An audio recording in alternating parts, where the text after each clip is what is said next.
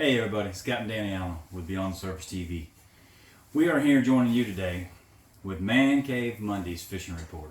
Straight out of the man cave, straight out of the shop, just come in off the water, starting the week out on a Monday with a big old group. Folks that's been fishing with me 8 or 9 years, somewhere in that neighborhood. They come up here a couple, 3 times, or down here a couple, 3 times a year from North Carolina. Great group of folks. The group has grown. It's a little bigger group than it used to be. Which is fine, but it brings different tactics and brings different scenarios to the table when you multiply your group and get a big group on the boat. Your presentations and your thought processes all have to change. So what we're going to do here on Man Cave Monday is we're going to just describe how the day went. We're going to kick off the week with some fishing reports, some technical scenarios that may or may not help you throughout the week. Or you may have fished this weekend and maybe swung and missed, if you will. Maybe some of these things that we're going to go over right here real quick will help you next weekend if you go next weekend, or the next time you're dealt with the same type of patterns. Let's talk patterns for a second. The last few days has been unbelievable. Tons of wind, tons and tons of wind. Very abnormal, and there's not much you can do with it. But if you do go out there, what we noticed the last couple of days that helped is leeward side spots. You know, whether it's a big dominant point, island, a peninsula, whatever the case is, you can block that wind. That's what you need to do. The leeward side, that's going to give you your cleaner water, your undisturbed water is going to be way better on those sides than the side that's getting banged on. So therefore, you have a chance more there than the other. You're going to use your reaction strike baits, lots of vibration, flash, and scent. Load it with scent. So believe in the scent.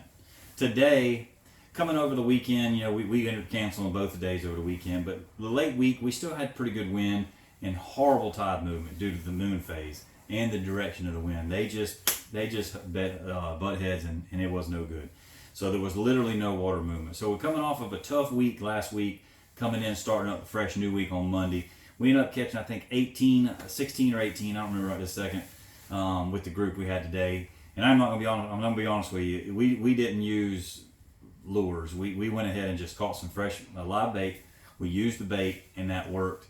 And the reason why was because we had such a tough week last week, and we knew we didn't get to fish this weekend. We lost a day out of the group anyway. So we really wanted to capitalize on what we were there to do, which was to catch some fish and pull on some fish and get some good photos, which we ended up doing.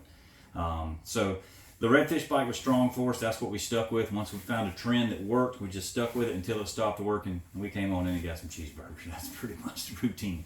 So going forward, when you're dealt with low water movement, heavy winds, dirty water, always resort back to your reaction strike baits, your flashes, your vibrations, and your scent.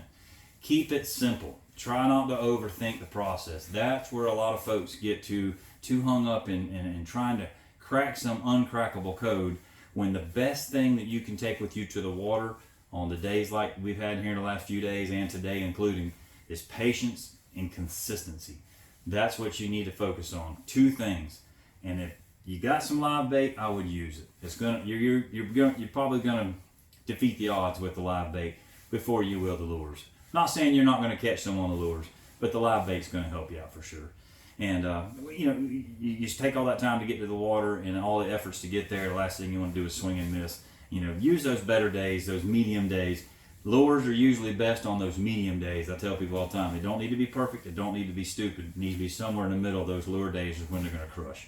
So save those lure days for those in-between days, and use your live bait and your consistency and your patience on the heavy weather days, which we seem to have a lot of these days. Thanks so much for tuning in today, following the YouTube channel. Subscribe, hit the subscribe button to help out. All that stuff helps so much. Thanks again for tuning in today with Man Cave Monday and going over the fishing reports from the last handful of days and going forward this week. Hopefully some of the tips will help you catch some fish, make some memories with some friends and family, and become a better fisherman. Thanks again. It's your buddy Captain Danny with Beyond the Surface TV. Have a great day.